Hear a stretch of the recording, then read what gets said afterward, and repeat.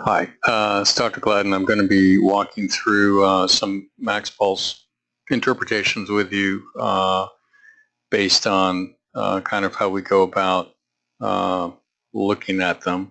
Um, the um, the first one that we're looking at here, we'll start with the aging vascular health, which is the waveform. Um, what we've come to understand is that the waveform is really a function of endothelial function. The waveform is not fixed. It can move around in the course of a day. This person is 100% type 2, which is good but not optimal. And so as a treatment plan, we'd be looking to optimize them, moving them from type 2 to type 1. There are various supplements and interventions we can do that will actually do that in a matter of an hour or two in the office. It's important for this particular patient that we try to optimize them in that direction. The next thing that we look at is that I look at is the eccentric contraction and arterial elasticity. Residual blood volume, if you will, is a function of the elasticity and the contraction of the artery. So we're looking for an artery that's supple and elastic, and we're looking for one that has the strength to contract and sort of function, if you will, as an auxiliary pump to the heart. The DPI is simply an index of all three of those scores, and the residual blood volume is kind of a secondary variable.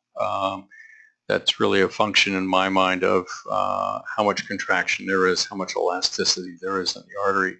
So here again, this person is in a normal range, but not in an optimal range. Our feeling clinically is that this relates directly to endothelial function as well, and in addition, specifically can be enhanced by enhancing nitric oxide production. The next thing that we look at is basically the heart rate variability. And heart rate variability here, the average heart rate was 50 with the highest 54 rather, and the lowest beat to beat giving a heart rate of 45. So obviously that's measured based on R to R interval and then extrapolating it out to 1 minute. There were 4 artifacts here, so we know that we have a good quality study.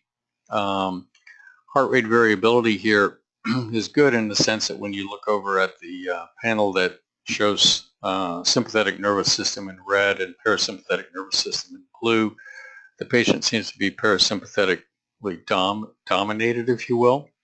And that's a good thing. People that have a lot of stress or have higher sympathetic tone can have higher incidences of arrhythmia, sudden cardiac death, hypertension, etc. So that looks good here. Total power, we look at total power and then very low frequency, and high frequency. So total power for us can be correlated with several different things: blood flow to the heart, mitochondrial function, hormonal balance, specifically thyroid, potentially hypothyroid, actually potentially some of the sex hormones as well. Ideally, a person would have good power. The black marks there are one standard deviation around the mean. It's not uncommon for us to be able to push people above the black lines there for total power, indicating in our mind that they have good electrical activity, which is indicative of good underlying substrate for mitochondrial function, hormonal balance, and blood flow. The very low frequency is correlated with sympathetic nervous system. Low frequency is a balance between sympathetic and parasympathetic, and the high frequency here is, as it always is parasympathetic.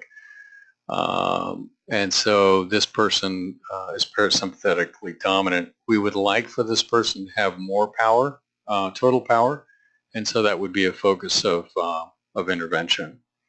And then this translates down into us looking at their stress score. Physical stress here is low for this individual.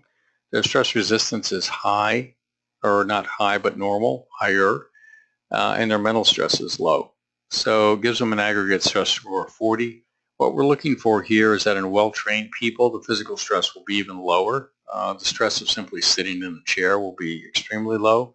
People that are quite debilitated will show very high physical stress just sitting in a chair having the test performed. Stress resistance is something that we use to train our athletes with, and ourselves for that matter. It gives us insight into what kind of exercise we might want to perform on a given day. So with a normal stress resistance, we would go at things in kind of a normal fashion from a workout standpoint. For our athletes, we would almost put them into a recovery kind of day, because typically when they're in their prime, they have a very high stress resistance. They really kind of peg the meter, if you will, all the way out to the far right, and that's when we know they're really good to go for a hard training session. We've done a lot of looking at the max pulse through the course of a day and also through the course of a training session, and it's quite interesting how it changes in a very dynamic fashion, sort of like heart rate would change or blood pressure would change. So when you get this, don't think of it as a static test that is giving you a snapshot of what the person is like. It's really giving you a snapshot of where they are at that moment in time. We'll talk more about the exercise as we go along here. This next max pulse that we're looking at is a 73-year-old male. Again, we'll start by looking at the waveform. He has a type 4 waveform that's predominant, but also showing some type 7, 5, and also some type 1. Sometimes we see this sort of waveform pattern.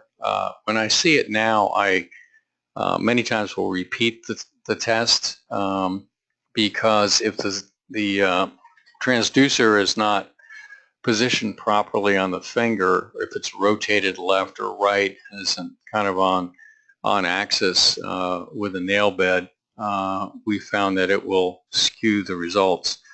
Also, it's very important that the person be in a relaxed mode and have their arms on the table, but that the edge of the table is not pushing into the forearm, because that can compromise blood flow, if you will. So having the arms in a neutral position up on the table becomes important, having their feet flat, keeping them from speaking. So in this particular instance, I would probably repeat this because it's kind of a scattergram, if you will, across the different types. If the person is truly type 4, then they have some issues that we would want to deal with. The next thing that we would look at would be their arterial elasticity and residual blood volume and eccentric contraction. Eccentric contraction seems to be good. Based on this, they would have very stiff arteries and almost no residual blood volume, or a very high residual blood volume. So again, I would probably repeat this because I'm starting to think that potentially this doesn't make perfect physiologic sense. When we then go and look at the heart rate, we can see that the average heart rate is 58. The highest peak heart rate is 79, the lowest 44. So there's certainly good range there. But then when we look down and see the artifacts are 39, now my suspicions that maybe this is not a good study are being confirmed. So I would definitely repeat this study and probably wouldn't pay too much attention to the rest of the data until I'd repeated it. I think the take-home message here is that when you have a lot of artifact beats or you see something that doesn't look like it's making sense physiologically, go ahead and repeat the test. The next max pulse that we'll look at is a 50-year-old male. Here, this person seems to have a nice clean recording. Waveform is type 1 predominantly with some type 2. We also see this mix very frequently in people. It's rare that people are 100% one type, although common at the same time. I suppose not rare, but certainly not uncommon to have a mixed bag. When we look at their eccentric contraction, arterial elasticity, residual blood volume, we can see that they have good contractility, that they have normal elasticity and a normal residual blood volume. In a perfect world, we'd be improving their endothelial function and nitric oxide system and glycocalyx, etc., and moving the waveform from type 2 to type 1 at the same time that we would be improving their elasticity. When we look at the power outputs here and the balance between sympathetic and parasympathetic, we can see that they're sympathetically dominant. This is also a very common finding that we have. The majority of people that we see are not Zen-like and parasympathetically dominant. The majority are sympathetically dominant. You can see that they lack power, however. Total power is down, very low frequency power is down, low frequency and high frequency, all the domains are down. I would be thinking here about potential thyroid issues, number one, followed by potentially some decrease in mitochondrial function and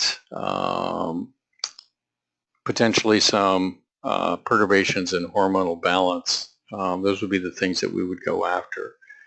When we look at their stress levels, their physical stress is normal, mental stress is normal, and stress resistance, however, is quite low. So if this were an athlete, we would basically be recovering this person, either with a very active recovery kind of protocol for exercise or even a rest day. Their stress score is up at 57 over 100. We'd like it in aggregate to be below 50. And so this looks to me almost like we would see in someone who had just completed an exercise program. One of the things that we'll see is that the resting heart rate will be higher as this person's is at 81.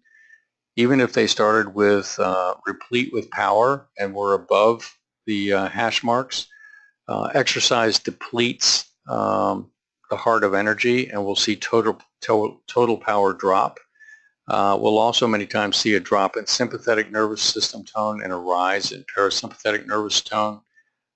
Physical stress will increase off a baseline and stress resistance will go down.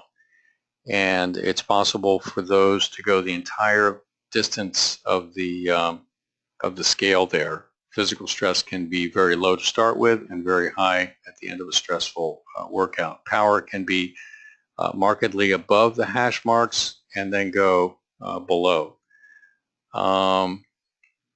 So this next person that we're looking at here is a 31-year-old female. Looking at the waveform, they're predominantly type 2 with a little bit type 1. So we know endothelial function is not optimized. We know eccentric contraction, elasticity, the artery is quite stiff, so we really know endothelial function and nitric oxide function are not optimized for this person.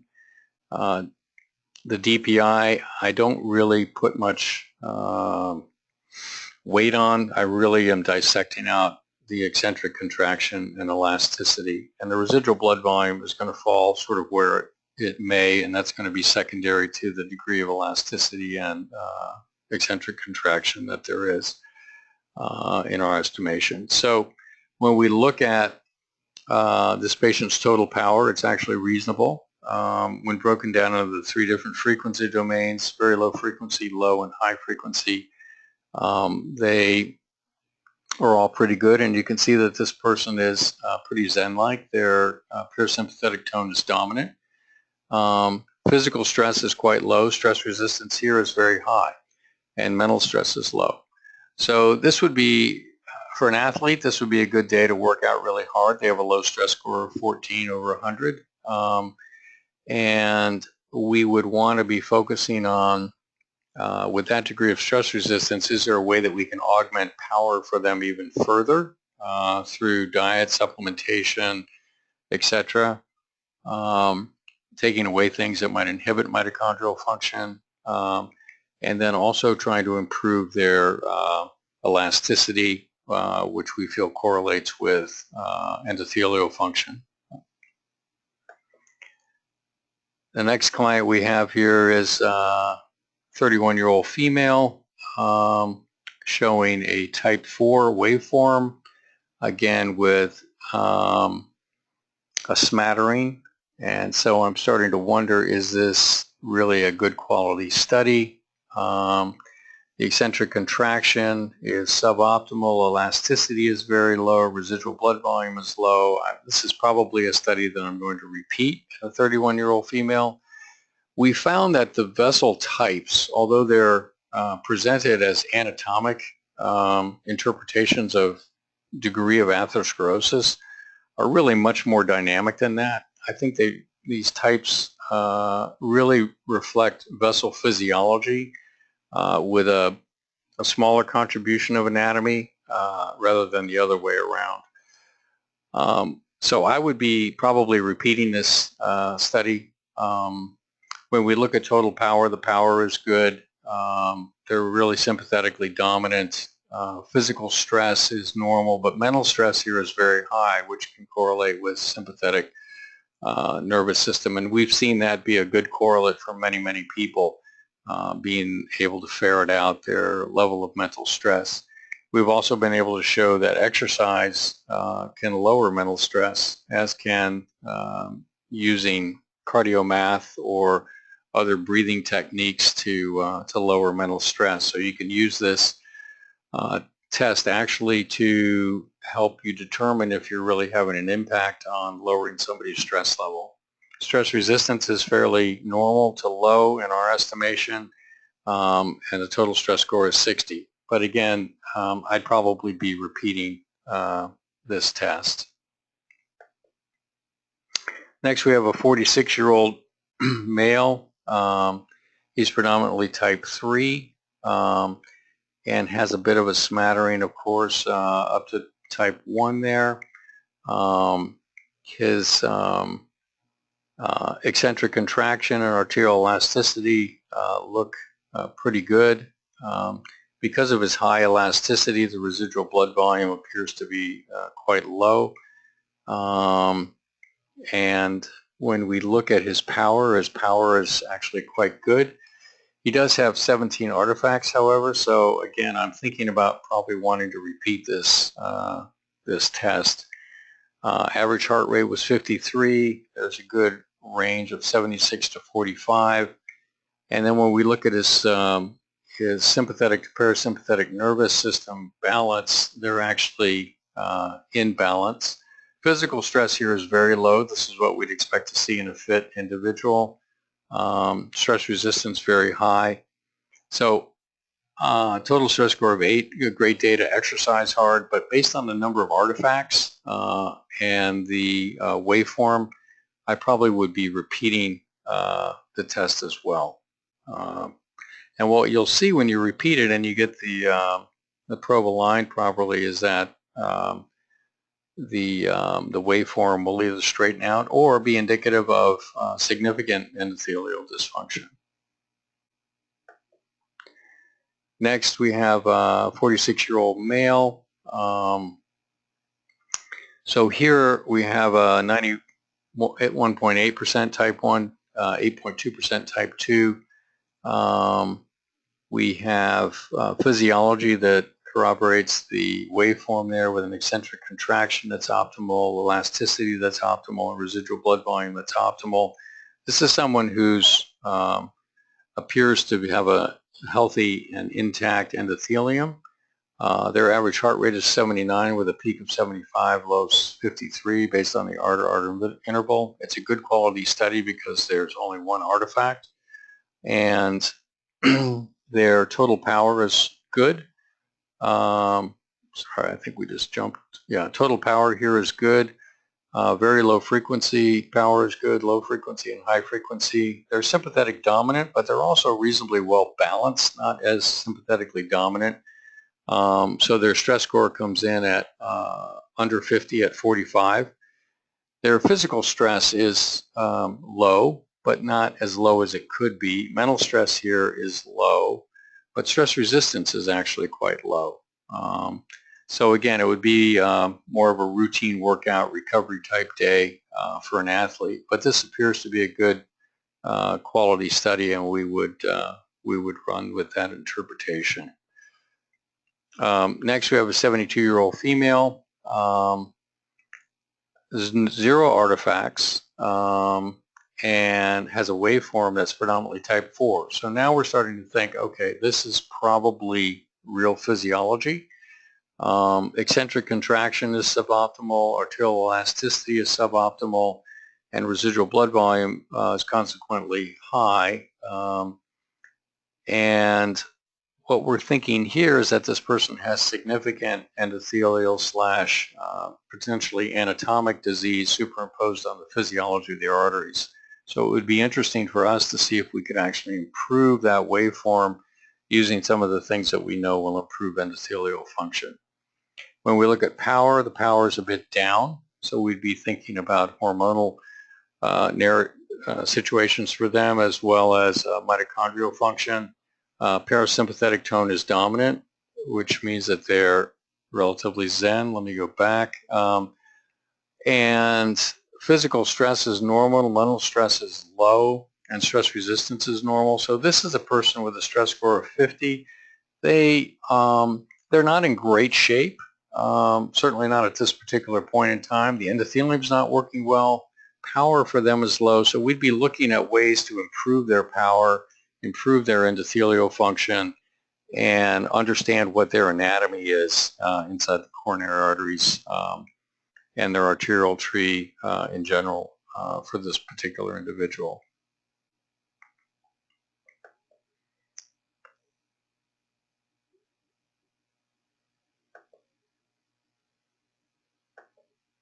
And I believe that's,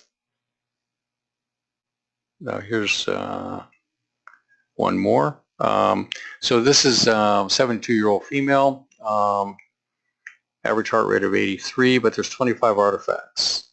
So they're type 2. So I'm thinking that we might want to repeat this. We wanted to include a lot of real-world studies for you so you could get a sense of how we use this and how we become skeptical of it, and then when we're more likely to trust it.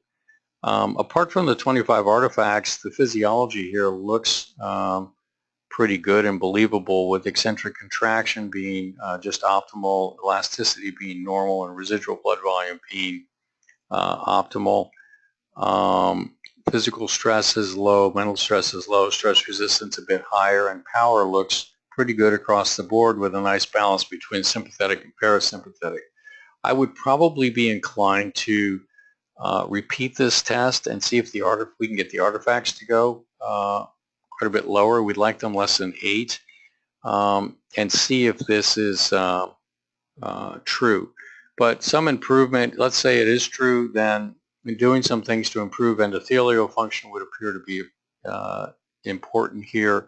Mitochondrial function, hormonal balance appear to be adequate. Certainly they're in balance with regards to their sympathetic and parasympathetic nervous system. So we'd be focusing primarily on the endothelium for this particular individual.